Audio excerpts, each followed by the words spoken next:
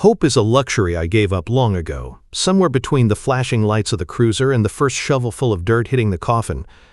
What I deal in now is necessity, and I needed this job. The ad was a sad little scrap of paper pinned to a corkboard at the VA, promising a steady check for the low price of sitting in the dark and making sure no one made off with any more of the derelict Baton Rouge junction. It was a graveyard shift for a ghost town, a fitting post for a man who was already a ghost in his own life. The air in the Watchman's shack was thick enough to chew, a humid Louisiana cocktail of mildew, rust, and decay. It smelled like the end of things. A single bare bulb cast a jaundiced glow over the cramped space, a scarred wooden desk, a chair that listed to one side, and a metal locker that looked like it had lost a fight with a crowbar. That's where I found the first sign that this wasn't just a job, but a sentence. Hanging on a hook inside was a dusty work jacket, the name Mickey Roy stitched in faded red thread over the breast pocket, my predecessor. A reflexive flick of my thumb against the pocket fabric revealed a lump inside. Curiosity is another luxury I can't afford, but the sheer boredom of the place won out. I reached in, my fingers closed around something small, firm, and wrong. I pulled it out into the sickly light. It was a child's shoe, an old-fashioned leather one, the kind a little girl might wear to church on Sunday. It was caked in a thick layer of dried, black mud, the kind you find down by the bayou, sticky and dark. But it was what was inside the shoe that made the breath catch in my throat. It was filled to the brim with dirt. Not mud, but dry, clumpy grave dirt, the kind I knew too well. A cold dread, heavy and familiar, settled in the pit of my stomach. This wasn't a forgotten trinket. This was a message, a threat, a grim little trophy left behind by whatever happened to Mickey Roy. I was still staring at the shoe, 100-pound weight in my palm, when headlights cut through the gloom outside. A beat-up sedan shuddered to a halt, and a woman scrambled out. She was a frail thing, bird-like, with eyes wide, with a terror so profound it seemed to have bleached the color from her face. She scurried to the shack's door, clutching a manila envelope to her chest like a shield. "You're Leo Guidry?" she asked, her voice a reedy whisper. I nodded, my own voice stuck somewhere south of my tonsils. "I'm Estelle Dubois." She thrust the envelope at me, her knuckles white. "My husband, Henri, he was the foreman. Before." Her gaze darted around the derelict yard as if expecting something to lunge from the shadows. "He told me to give this to the new man. He said you have to follow them. To the letter, don't ask questions, just do it." Her fear was a living thing, radiating off her in waves. It was the kind of fear I'd seen in combat, the kind that breaks a person from the inside out. It was far too much for a simple security gig. I took the envelope. Inside, my fingers found two things. The first was a single sheet of paper, folded twice. I opened it to find 7 numbered rules, written in a spidery, frantic script. The first rule was a command, simple and impossible, ordering me not to react to the passengers. What passengers? The place was a ruin. The second was just as strange, instructing me to dim the station lights to half at precisely 11:50 p.m., no more and no less. Another warned me not to show fear if someone called the conductor spoke to me, claiming he would feed on it.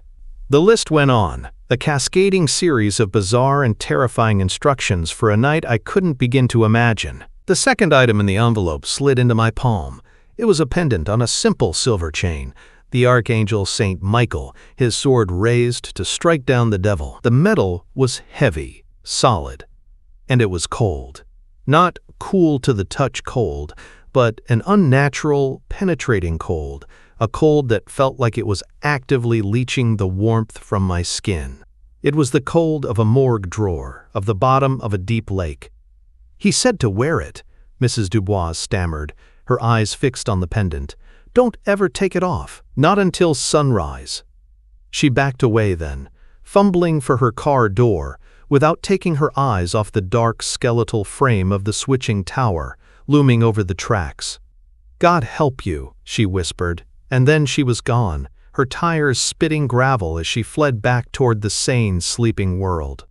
I stood there in the sudden silence, the cryptic rules in one hand and the impossibly cold pendant in the other. In my pocket, the grave-filled shoe felt like it was burning a hole through the fabric. The lonely night stretched out before me, and for the first time since I'd lost everything, I felt a flicker of something other than grief. It was raw, primal fear. The clock on the wall ticked toward 11:47, and I had the sinking feeling I hadn't just taken a job, I had stepped into Mickey Roy's empty shoes. And I was about to find out just how he'd filled them. The rules felt like a madman's last will and testament, but the terror in Mrs. Dubois' eyes had been sane enough. I sat at the desk, the sheet of paper spread flat under the single buzzing bulb. My fingers traced the frantic handwriting. Rule 1. Do not react to the passengers. The words were a simple command, but they felt bottomless, hinting at things a man would give anything to react to. I slipped the chain over my head. The pendant settled against my sternum, a circle of profound cold that seemed to suck the heat right out of my chest. It was a physical anchor in the rising tide of my own anxiety. The hands on the wall clock crept onward, each tick a tiny hammer blow against the silence. 11:40. 11:45. As the minute hand neared the 9, a change swept through the junction. The humid Louisiana air, already thick, grew heavy, pressing in on me, making my ears pop. The temperature plummeted, and goosebumps erupted on my arms. The familiar chorus of cicadas and frogs died abruptly, replaced by a silence so complete it felt like a pressure. The world outside the shack's grimy window held its breath. And then I heard it. It wasn't the familiar sound of a locomotive. It was a low, mournful groan that seemed to rise from the very earth, the sound of immense weight being dragged over stone. A single, sickly yellow light cut through the oppressive darkness, wobbling as it approached down tracks that had been dead for 30 years. The train didn't rattle or clatter. It glided, a ghost ship on a river of shadow, coming to a halt directly in front of my shack, with a long, drawn-out sigh that sounded almost human. It was then that the whispers started. They weren't a vague, ghostly murmur. They were sharp, clear, and they came right through the glass of the window, aimed directly at me. "You never listen, Leo.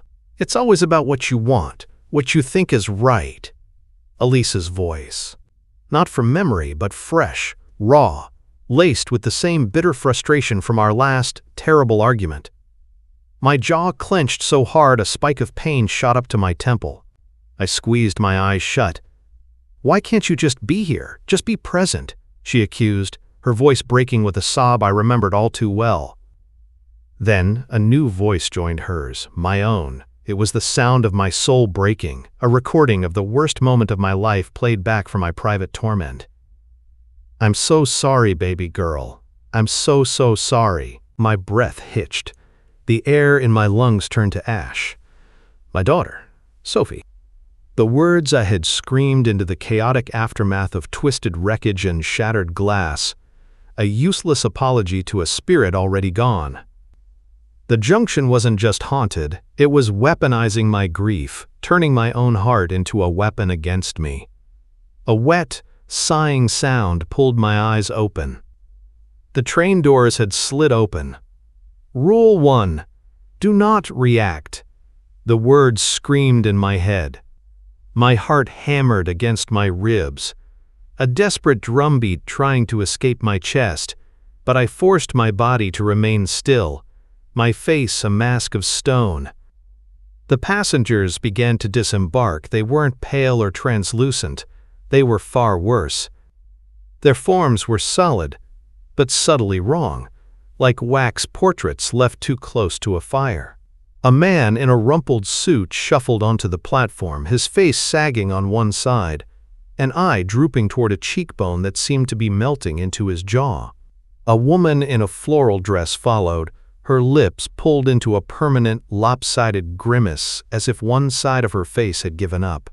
They moved with a disjointed, shuffling gait, their gazes fixed on nothing. My focus, however, was stolen by the last passenger, a little girl, maybe 7 or 8 years old, with dark pigtails and a simple white dress.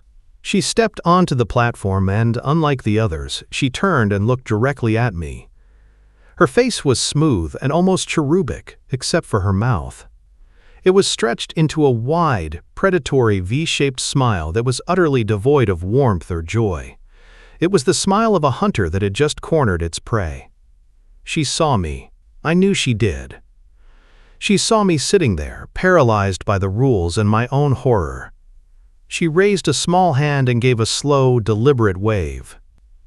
Every instinct in my body screamed at me to recoil, to shout, to run, but the cold weight of the pendant on my chest and the frantic scrawl of the rules on the desk held me in place.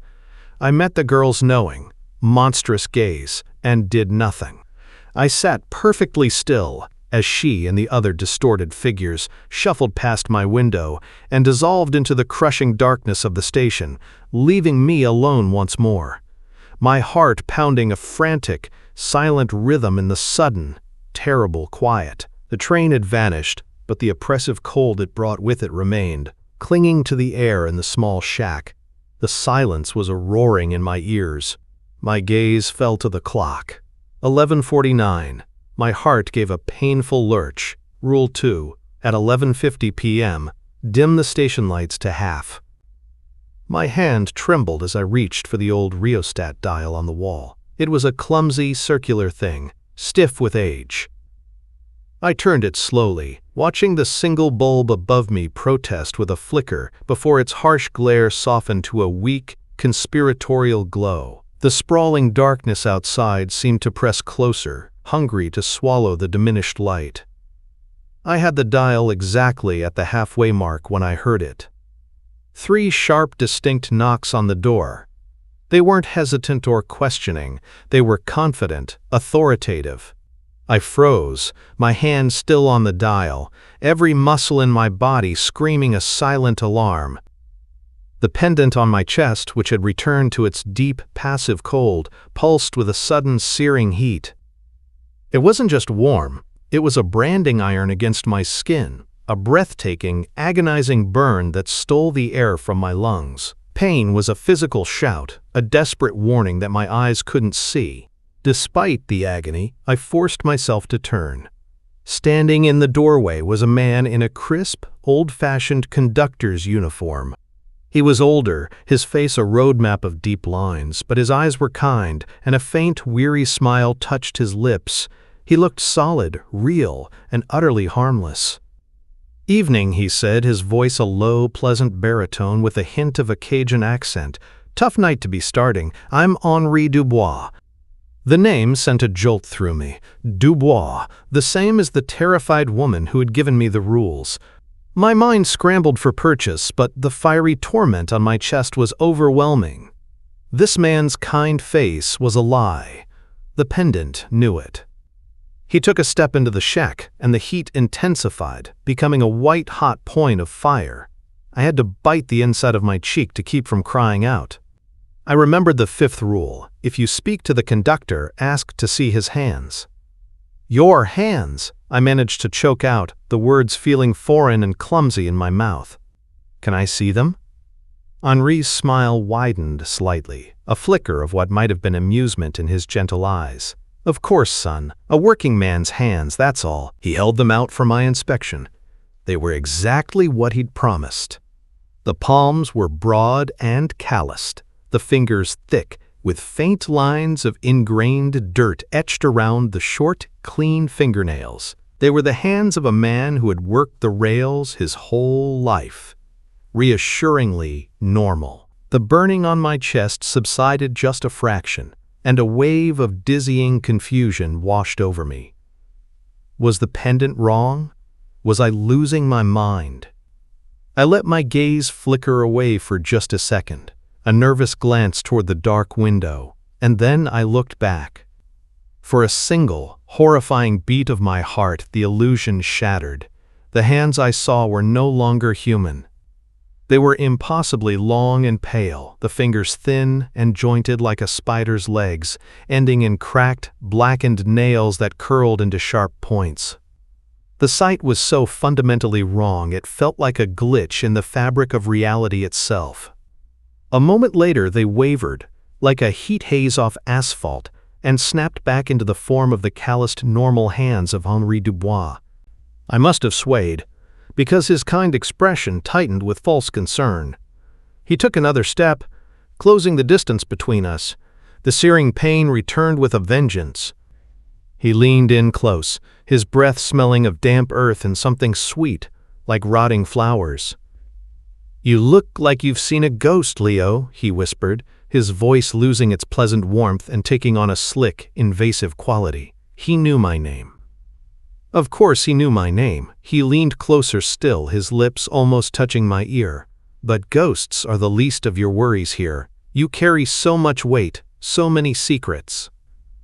He straightened up slightly, his eyes boring into mine, like the promise you made to Sophie on her last birthday, tucked away where no one could ever find it. My blood ran cold.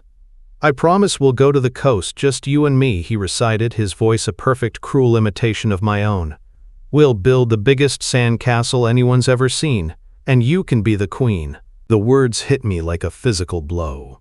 A sacred, silent promise I had made to my little girl, whispered in the privacy of her room as she blew out 7 candles. Words I had never spoken to another living soul, not even Elise. He had plucked my most precious memory from my mind, like a man picking a flower. My paralysis was complete. I was a fly caught in a web, and the spider was done playing. Henri Dubois smiled that kind, terrible smile again. "She's a sweet girl, your Sophie." He patted my shoulder, his touch sending a fresh wave of fire from the pendant. He turned and walked to the door, pausing on the threshold. "Don't you worry," he said, looking back at me over his shoulder, his eyes glinting in the dim light. "She's not on tonight's train." He let the words hang in the air for a moment before delivering the final, soul-shattering blow. "But she will be soon." The conductor's parting words hung in the air long after he was gone, chilling the shack more thoroughly than any supernatural frost. "She will be soon. My daughter, my Sophie." He had taken the last pure thing I had left in this world, her memory, and twisted it into a threat. I stood there, trembling, the agony from the pendant on my chest slowly fading to a dull, throbbing ache, a constant reminder of the encounter. The shack no longer felt like a refuge, it felt like the center of a web. My eyes fell on the list of rules again. My gaze jumped to the 6th rule, a simple, horrifying instruction. At 1 a.m., the children will come. Lead them to the switching tower. Do not speak to them. Do not touch them. The clock on the wall read 12:58. As if summoned by my attention, they began to appear, not with a flash or a sound, but by coalescing out of the deep shadows of the yard. One moment, there was an empty space beside a rusted boxcar. The next, a small, waifish boy in overalls stood there, his gaze fixed on my shack. Another emerged from the darkness beneath the water tower, a girl in a faded gingham dress. In seconds there were 5 of them, a silent assembly of the lost, their faces pale and emotionless under the faint moonlight. My hand instinctively went to my pocket, my fingers brushing against the hard shape of the little leather shoe. The grave dirt inside. A wave of profound dread washed over me. These weren't just apparitions, they were like the shoe. Small, tragic things being used for some terrible purpose, and according to the rules, I was to be their shepherd. My body moved before my mind could fully protest. I opened the shack door and stepped out onto the gravel path. I didn't look at them, didn't acknowledge them. I just started walking toward the switching tower, its skeletal frame, a jagged tear in the night sky. Behind me, I heard the soft, whisper-light shuffle of small feet on the gravel, a dreadful little parade falling in line behind me. The tower loomed larger with every step, seeming to radiate a palpable sense of anticipation. It felt ancient and aware. The front door was a huge, heavy slab of wood and iron, swollen with a century of humidity.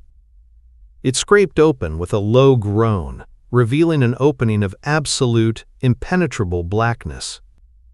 It wasn't just dark, it was a void, a liquid darkness that promised to swallow anything that entered. I stepped aside, fulfilling my grim duty. One by one, the children shuffled past me and walked through the doorway without a hint of hesitation, their vacant eyes fixed on the nothingness within. The boy in overalls. The girl in the gingham dress. Two others I hadn't clearly seen. They walked into the void and simply ceased to be. Only one was left, a small girl, the last in line. She stopped just before the threshold and turned. Her eyes, which had been as empty as the others, were suddenly filled with a brilliant, frantic light. Terror. Pure, undiluted terror. Her face, which had been a blank canvas, contorted. Her mouth opened wide into a perfect "oh," a silent, pleading scream aimed directly at me. Her eyes begged me to do something, to save her, to stop this.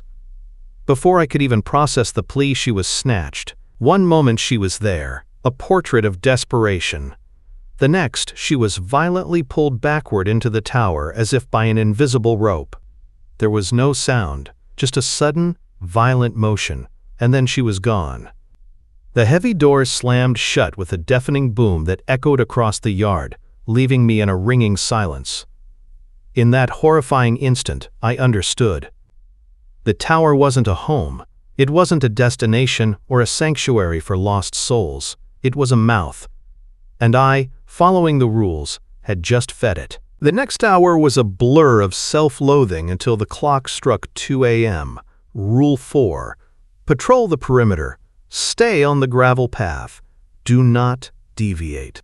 Numbly, I grabbed my flashlight and stepped back out into the suffocating night. The gravel crunched under my boots, the sound loud and the dead quiet. I began the long walk around the derelict buildings, my beam cutting a nervous path through the shadows. That's when I heard the second set of footsteps. They were heavier than my own, a slow, deliberate crunch of gravel that mimicked my pace with a slight delay. I walked, they walked, I stopped, they stopped. A cold sweat beaded on my forehead. I was being followed. I risked a quick glance over my shoulder. Nothing. Just grasping shadows and the skeletal remains of the railyard. I started walking again, faster this time. The footsteps matched my pace, staying just behind me. And then a new sound joined the cadence. A sound so close and so intimate it made my skin crawl. It was the sound of breathing. Wet, ragged, gurgling breaths, as if from lungs half filled with fluid. It was right behind my ear. So close I could almost feel the phantom touch of hot, moist air on the back of my neck. I froze, my own breath caught in my chest. The footsteps and the breathing stopped instantly. The silence rushed back in, somehow more menacing than the sounds had been. It was playing with me. It was stalking me. It wanted me to know I was no longer just an observer of this place's horrors. I wasn't just being haunted, I was being hunted. The ragged breathing and the phantom footsteps had faded back into the oppressive silence, but they left me flayed and raw. I retreated to the relative safety of the shack, my back pressed against the door as if I could hold the entire night at bay. My gaze kept straying to the switching tower, a dark monolith against the stars. It was a mouth, and it was hungry. A soft scraping sound made me jump. Henri Dubois was simply there, leaning against the far side of the shack's doorway, his kind, weary smile firmly in place. The pendant on my chest flared with a dull, insistent heat, a steady pulse of warning. "An ugly business that," he said, his tone casual, as if commenting on bad weather. He gestured with his chin toward the tower. "But necessary. This place has needs." He then pointed a thumb toward a series of low, unremarkable mounds of earth, just beyond the gravel path, barely visible in the gloom. Mickey Roy didn't understand that. He got sentimental. Tried to be a hero. A cold pit opened in my stomach. "What are those mounds?" I asked. though I already knew I didn't want the answer. "Contributions," the conductor said, his smile unwavering. Mickey was the first in a long time. He wanted to stop the procession, you see. Broke the rules. Now he's enriching the soil. He's part of the junction. Just like all the others who thought they knew better. He looked me right in the eye. The kindness in his expression, a horrifying mask.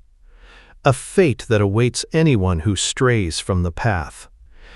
His words were a direct threat, but he wasn't finished. He pushed off from the doorframe and took a slow step toward me. "But your problem, Leo, isn't about breaking the rules. It's that you can't even face the truth of the rules you've already broken." Before I could react, he raised a hand, and the world dissolved. The shack, the night, the junction, it all vanished. I was behind the wheel of my car. Sunlight streamed through the windshield, glinting off the little plastic hula dancer on the dashboard. The air smelled of cheap air freshener and the faint, sweet scent of Sophie's bubblegum. "Papa, are we almost there?" Her voice, bright and full of life, came from the back seat. The memory, the one I kept buried under layers of guilt and whiskey, flooded back in excruciating detail. I saw the flash of sun on the grill of the oncoming truck. I felt the useless jerk of the wheel in my hands. I heard the high-pitched screech of tires failing to find purchase on the hot asphalt. The conductor's voice was a cruel narration in my ear. You looked away. Just for a second. At her drawing, that's all it took. The world tilted violently. The sickening percussive crunch of the impact vibrated through my bones. The universe became a storm of shattering glass and the shriek of twisting framework. My last clear image was of Sophie's wide, terrified eyes in the rearview mirror, an instant before everything went black. The vision shattered, throwing me back into the suffocating gloom of the Watchman shack. I was on my knees, gasping, the taste of ash and adrenaline in my mouth. Sobs tore from my throat, raw and ragged. The carefully constructed dam I had built around that memory was gone, and I was drowning in the truth of it. It was my fault. A flicker of movement drew my eyes upward. Through the grimy window, high up on the switching tower, a light had appeared in the topmost window. And in that square of pale light was a small silhouette. It was Sophie. She wasn't smiling. She wasn't a distorted horror. She was just a little girl, waving at me, her movements frantic, desperate, pleading. My grief instantly curdled into a ferocious, protective rage. Lure or not, I didn't care. Scrambling to my feet, my mind racing, I tore open Mickey Roy's old jacket, which I'd left slung over the chair. I didn't know what I was looking for. A weapon, a clue, anything. My fingers found a crumpled bit of paper tucked deep inside an inner pocket, something I'd missed before. I smoothed it out under the dim light, the same frantic handwriting as the rules. It was a single, desperate sentence. "Tower door locks from inside after 3 a.m. I glanced at the wall clock. 2:57. The final choice was no choice at all. Rule 7 screamed in my mind, stay on the gravel path, do not deviate for any reason. To hell with the rules. I burst out of the shack, my boots leaving the crunching safety of the gravel path. I plunged into the overgrown weeds and treacherous, uneven ground, my eyes locked on the tower. The air grew thick and thorny, grasping at my clothes, but I didn't slow. All that existed was the image of my daughter's hand waving desperately from that high, dark window. I was no longer a watchman, I was a father. And I was going to save my baby girl. The heavy tower door swung inward before my hand even touched it, opening with an eerie, frictionless silence. I plunged into the oppressive darkness, expecting the smell of rot and ruin. Instead, the air was shockingly cold, sterile, and alive with the low hum of electricity. Pale emergency lights flickered on, illuminating a space that was impossible. This wasn't a derelict shell. It was a fully operational switching station, the array of brass levers on the control panel gleaming, the glass on the pressure gauges clear and intact. The air vibrated with a contained power, smelling of ozone and cold machinery. Before I could process the sheer wrongness of it all, the door slammed shut behind me. The sound was a deep, final boom, a sound of absolute authority, like a judge's gavel ending a trial. The trap was sprung. A shape detached itself from the shadows in the corner. It was huge, a man-thing that had to stoop to keep its head from scraping the ceiling. He wore the tattered remains of a railroad worker's uniform, but his body was a nightmare of distorted proportions. His arms were too long, his hands ending in thick, dirty claws. He moved with an unnatural speed, crossing the room in 2 silent strides. This had to be Jean-Paul Dubois, another piece of the station's cursed family. I had no time to brace myself. He slammed into me, driving me against the control panel. His claws, hard as seasoned oak, raked across my back. The pain was sharp and blinding, tearing through my jacket and shirt, but it was nothing compared to what came with it. The instant his claws broke my skin, a psychic torrent flooded my mind. I was no longer Leo Guidry. I was a dozen other men, a dozen other watchmen who had failed this test. I felt the splintering shock as a heavy boot kicked in the door of the shack. I tasted the gritty dirt shoved into my mouth, the final suffocating moments of Mickey Roy. I felt the cold certainty of another man's failure as he saw his own long-dead wife beckoning from the tracks, and the crushing despair as he realized the trap too late. Their terror, their agony, their final, hopeless breaths became my own, a symphony of suffering that threatened to obliterate me. The creature pulled back, its face a mask of inhuman glee, and in that moment of release, I saw her. At the top of a steep flight of stairs, bathed in a soft, welcoming light, stood Sophie. "Papa?" The psychic agony vanished, replaced by a wave of pure, undiluted love that was so powerful it brought me to my knees. She ran down the steps, her small feet making no sound, and threw her arms around my neck. She was warm, she was solid. She smelled of the strawberry shampoo she always used. This wasn't a cold apparition. This was my daughter, real and alive in my arms. "I missed you so much, Papa," she whispered into my ear, her breath warm against my cheek. I hugged her back, burying my face in her hair, tears of relief and joy streaming down my face. The pain in my back, the horror of the creature, the terror of the night, it all melted away in her embrace. "You don't have to be sad anymore," she said, pulling back to look at me, her brown eyes full of a profound, loving peace. "You can stay here with me, Papa, forever. We can have our castle, just let go." Her words were the sweetest poison I had ever heard. An end to the pain, an end to the guilt, an eternity with the only person I had ever truly loved. It was everything I wanted. I could feel my will dissolving, the desperate urge to simply give in, to close my eyes and accept this beautiful peace. But as I looked at her perfect, loving face, a cold sliver of truth pierced through the comforting illusion. Love, true love, doesn't ask you to rot in a place of torment. Love doesn't feed on your grief. This warmth, this peace, it wasn't a gift, it was a cage. The junction's ultimate trap, using the purest thing I had to consume my soul. "No," I whispered, the word tasting like broken glass. Her beautiful smile faltered. "What, Papa?" I held her at arm's length, my heart breaking all over again. "This isn't you, baby girl, not really. My Sophie deserves to be free, not trapped in this tomb." Tears streamed down my face. I had to do what I couldn't do in the car that day. I had to let her go. And to do that, I had to let go of the guilt that bound us both here. "It was my fault," I said, the words I'd never been able to truly admit tearing from my soul. "The accident was my fault. But I forgive myself." I looked into her eyes, pleading for her to understand. "I forgive myself, Sophie." As I spoke the words, a brilliant, clean light began to emanate from her. Her form flickered, and her loving smile became one of true, peaceful release. At that exact moment, the first ray of dawn struck the distant water tower, a golden spear cast across the horizon. The illusion shattered, the warmth vanished. The solid, operational room dissolved into a cascade of dust and crumbling decay. The creature, Jean-Paul, let out a final, agonized shriek and disintegrated into a cloud of swirling soot.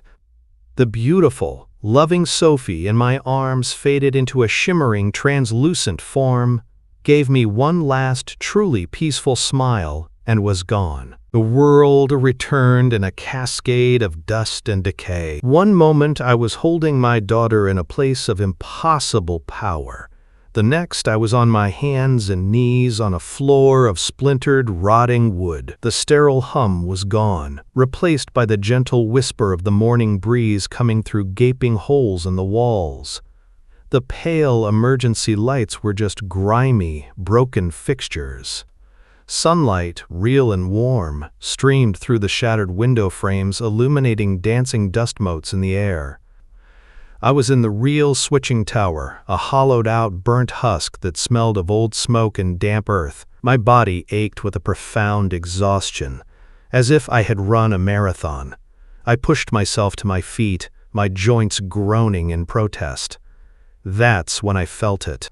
A sharp, stinging burn across my back. I reached behind me, my fingers tracing a series of deep, sticky grooves through my torn shirt. The pain was real. A fiery network of lines that mirrored the psychic agony I'd felt from the creature's attack. It was my proof, my brand, a physical receipt for a spiritual transaction. But as the scratches burned, I noticed something else was missing. The weight, the suffocating, 100-pound shroud of guilt and grief I'd been carrying for 3 years. It was gone. I took a breath, a deep, shuddering inhalation that filled my lungs completely for the first time since the accident. The air was just air. The sorrow was just a memory, not a master. A vibration in my pocket made me jump. I pulled out my phone. The glowing screen, an alien intrusion in this place of ruin. The name on the screen made my heart clench. Elise. I almost let it go to voicemail, but some new instinct made me answer. Leo? Her voice was fragile, hesitant. Not the angry, frustrated voice from the phantom train, but the voice of the woman I once loved. I'm here, I said, my own voice hoarse. I know this is going to sound crazy, she started, her words tumbling out in a rush. I had a dream. About Sophie. I leaned against a scorched wall for support, my knuckles white. It was so real, Leo. She was happy. She was laughing, and she was standing in this field full of sunlight. She wasn't sad anymore. Elisa's voice broke on a sob, but it wasn't a sob of pain. It was one of release. At the end, she hugged me. And she said to tell you thank you, and that she loves you. A single tear traced a path through the grime on my cheek. I couldn't tell her about the train, the conductor, or the tower. I couldn't explain that her dream was a ripple sent out from a choice I'd made in a haunted ruin. But I didn't have to. For the first time in years, a bridge of understanding formed across the chasm of our shared grief. I love her too, I managed to say. Thank you for telling me, Elise. We stayed on the line for a moment longer, a shared, healing silence stretching between us. When we hung up, the sun was higher in the sky. I walked out of the tower and back to the shack, not with the frantic fear of a survivor, but with the steady pace of a man who understood his purpose. The place was just a derelict railyard in the light of day, its monsters seemingly banished by the sun. But I knew better. They were still here, sleeping, waiting for the next dose of guilt and grief. Inside the shack, the envelope lay on the desk. I found a cheap ballpoint pen in one of the drawers. I pulled out the single sheet of paper with its 7 frantic rules. My hand was steady as I flattened the paper and clicked the pen. At the bottom of the list, I added my own legacy. 8. Forgive yourself for things beyond your control, or this place will feed on your guilt until there's nothing left. I folded the paper and slid it back into the envelope with the cold pendant. I was leaving it for the next poor soul, the next broken veteran who stumbled into this job as a last resort. I wasn't just a victim of this place anymore. I had survived its trial, and in doing so, I had transformed my deepest trauma into a guide, a warning, and perhaps a sliver of hope. As I walked away from the Baton Rouge junction, I didn't look back. The sun was warm on my face, and the burning on my back was a dull, fading reminder not of what I had lost, but of what I had finally, truly let go. It's been a year, 12 months since I walked out of that burnt-out tower with the rising sun on my face and the fire of survival on my back. The world didn't change, but I did. The man who took the Watchman job out of sheer desperation is gone, buried in the same grave as his guilt. The man who stands here now understands the weight of a hammer, the satisfaction of a solid day's work in construction, and the simple warmth of a hand holding his. Her name is Sarah, and her laughter doesn't echo with ghosts. Even my relationship with Elise has found a new, quiet rhythm. We aren't lovers anymore, but we are friends, bound not by a shared trauma, but by the shared, peaceful memory of a little girl. We meet for coffee sometimes. We talk about our lives, our futures. The hole Sophie left will always be there, but it's no longer a chasm we might fall into. It's more like a quiet garden now, a place to visit and remember. Even Deputy Boudreau, who once looked at me with pity, now claps me on the shoulder when we see each other at the hardware store. He sees a man, not a case study in grief. But tonight, I'm back. I parked my truck a quarter-mile away and walked the familiar path. The air is still heavy and humid. The cicadas still sing their nightly chorus, but the oppressive, predatory weight is gone. The junction feels asleep, dormant. It's no longer my prison. Now it's my parish. I'm sitting on the hood of a rusted-out pickup, a thermos of coffee beside me, when the clock in my mind strikes 11:47. Just as before, a change comes over the yard. The air grows still and cool. A single, soft light appears down the tracks. The train glides into the station with a gentle, sighing sound, not of pain, but of weariness. It's no longer a vessel of horror. The light from its windows is warm, and the figures who step onto the platform are just travelers. Their faces are whole, their movements fluid. They are souls on a journey, not distorted puppets of a malevolent force. And then I see her. Sophie steps off the last car.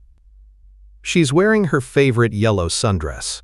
She doesn't look at me with desperation or a predatory smile. She just looks happy. She sees me sitting on the truck, and a bright, genuine smile lights up her face. She gives a little wave, a simple, loving gesture that says everything. "I'm okay, Papa. We're okay." And then she turns and walks with the others, dissolving into a peaceful twilight that is no longer threatening. I feel no urge to follow, only a profound sense of peace. My chest is warm. A car door slams, pulling me from my reverie. A young man walks toward the Watchman's shack, his shoulders hunched with a familiar weight. He looks lost, his eyes haunted by things he saw in a desert far from here.